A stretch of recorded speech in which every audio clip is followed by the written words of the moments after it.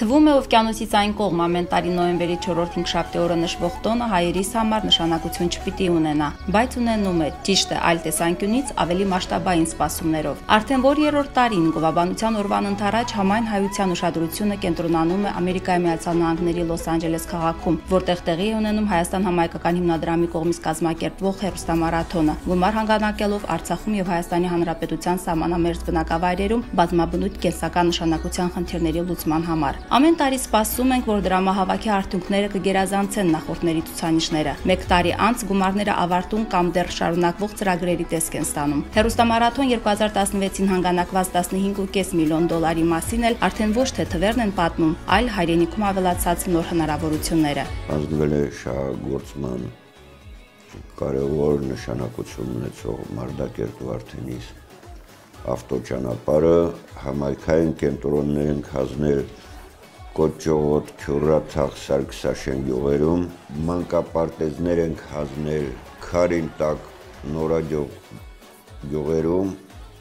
դպրոց են կազմել Սոզ գյուղում։ Արցախի տարբեր բնակավայրերում 11 բազմազավակ ընտանիքների համար բնակարաններ են կառուցվել։ Շուշիում նոր մշակութային օջախ է շահագործման հանձնվել։ Ստեփանակերտում ռուսկաբանական դիսպանսերի շենքն է նախագծային տեսքի բերվել։ Մայրաքաղաքի 9-րդ դպրոցի հիմնանորոգումն է շարունակվում։ Այստեղ վերջնագիծն են հատել մասնաշենքերից մեկի սպորտ դահլիճի եւ կաթսայատան վերակառուցման աշխատանքները։ Նախատեսվում է ողջ համալիրը շահագործման հանձնել գալիք տարում, դարձյալ Հայաստան համայնքական հիմնադրամի եւ Արցախի հանրապետության կառավարության համաֆինանսավորմամբ։ Այս եւ մյուս ընթացիկ ծրագրերը կշարունակվեն 2018-ին։ Նաեւ կսկսենք Արցախի համալսարանի վերակառուցումը։ Առանցքում կլինեն երկու խոշոր ծրագրեր ուղղված ռոռոկման համակարգի բարելավմանն ու արևային էներգիայի կիրառմանը։ Առաջինի նպատակն է ձերբազատել հողագործին թիվ 1 դժվարությունից եւ բարենային անվտանգության մակարդակը բարելավել։ Շատ քիչ հողամաս էր ռոռոկվում, ինչի պատճառով բերքը քիչ արինում։ Արցախի գյուղատնտեսական նշանակության հողերի 7%-ն է այսօր ջրարփի, բայց եթե 30%-ը հնարավոր է ջրամբարներից ինքնահոս եղանակով սնել, ապա 60%-ի միակ փրկությունը ստորգետնյա ջրերն են, որոնց օգտագործման նպատակով հիմնականում Ասկերանի եւ Մարտունու շրջաններում նախատեսվում է կառուցել 40 արտեզյան ջրհորներ, յուրաքանչյուրը միջինը 20 հեկտար ոռոգելու հզորությամբ։ Ընտրվել են այն համայնքները, որոնց հողատարածքները որակական հատկանիշներով համապատասխանում են գյուղատնտեսության իրականացման համար, հաշվի առվել նաեւ ստորգետնյա ջրերի պաշարները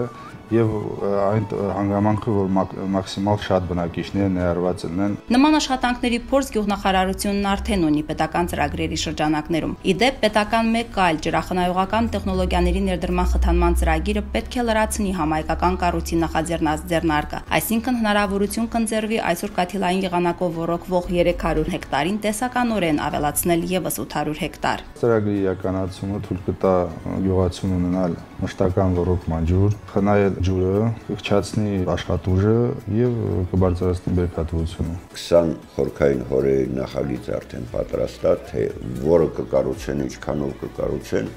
կախված կլինի հանգանակված գումարներից։ Հիմնադրամի հաջորդ առանցքային ծրագրի մեկնարկի համար գումարն արդեն հանգանակվել է։ Նոյեմբերի 15-ից 19-ը Ֆրանսիայում կազմակերպված հեռախոսամարաթոնի ընթացքում Եվրոպայի հայերի հանգանակած 1.230.000 եվրոից 500.000-ը կներդրվի արևաշատ Արցախում սկսելով մի ծրագիր, որը խիստ արդիական է օդ ու ջրի պես էներգակիրների պահանջ զգացող ժամանակակից աշխարհի համար։ Արցախում արևային էներգիայի կիրառումը նորույթ է լինելու, սակայն այդ նորույթին սկսել են պատրաստվել դեռ տարիներ առաջ։ Եզնիկ Մոզյան արհեստագործական ուսումնարանը ոչ միայն իր սեփական կարիքների համար է արևային էներգիա օգտագործում, այլև մասնագետներ է պատրաստում, ովքեր պետք է առաջամարտիկները դառնան Արցախում արևային էներգիայի կիրառումը տարածելու ծրագրերում։ Ֆրանսահայ բարերարի նախաձեռնությամբ ու միջոցներով բացված այս կրթական հաստատությունում արդեն երկրորդ տարին է, ինչ գիտական հիմքերի վրա արևային ճառագայթը որպես վերականգնող էներգիայի աղբյուր են օգտագործում։ Այն ապահովողներից մեկը կրթօջախի տանիքի հարավային լանջին տեղադրված այս 12 վահանակներից կազմված 3 կՎտ գումարային հզորությամբ ֆոտովոլտաիկ կայանն է։ 250 լիտրանոց ջրատակացուցիչը եւս այդ շարքից է։ Սա էլ ճաշարանի տաք ջուրն է ապահովում։ Էլեկտրոտեխնիկա առարկայի արտադրական ուսուցման գծով վարպետը, ով վերապատրաստվել է Ֆրանսիայի տարբեր քաղաքներում, հպարտանում է, դրանք մոնտաժել են իր աշկերտները։ Այսօր մեխատրոնիկա մասնագիտության մեջ խորացողները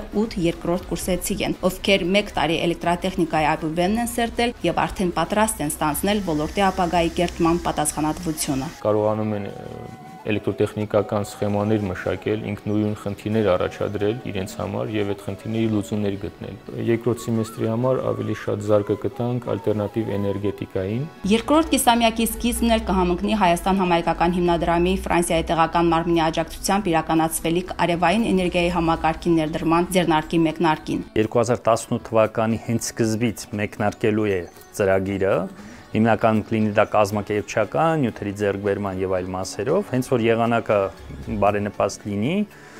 փոքրինչ արդեն սկսելու են մոնտաժային աշխատանքները։ Շուշիի շրջանում կմոնտաժվեն ընդհանուր 50 կՎտ հզորությամբ ֆոտովոլտաիկ պանելներ համայնքային նշանակության կառույցներում։ Կտեղադրվի 160 ջրատաքացուցիչ, ընդ որում Քարինտա գյուղի բոլոր ընտանիքները կապահովվեն արևային էներգիայով տաքացված ջրով։ Իսկ Ասկերանի շրջանում ընդհակառակը մեծ տեղ կտան արևային էներգիայի գեներացման արդյունքում էլեկտրաէներգիա ստանալու ծրագրին։ Ընդհանուր 300 կՎտ հզորությամբ համակարգ կներդրվի։ Հետազոտությունները արվել են, տվյալների հավաքագրում է արվել ու եզրահանգել ենք նրան, որ պետք է ուրեմն այդ սխեմայով արվի։ Եվ բոլոր այս աշխատանքներում որոշիչ խոսքը արհեստագործականինն է։ Եթե ներուժը չբավարարի, մասնագետներ էլ կվերապատրաստեն։ Շեշտը դրված է հենց տեղացիների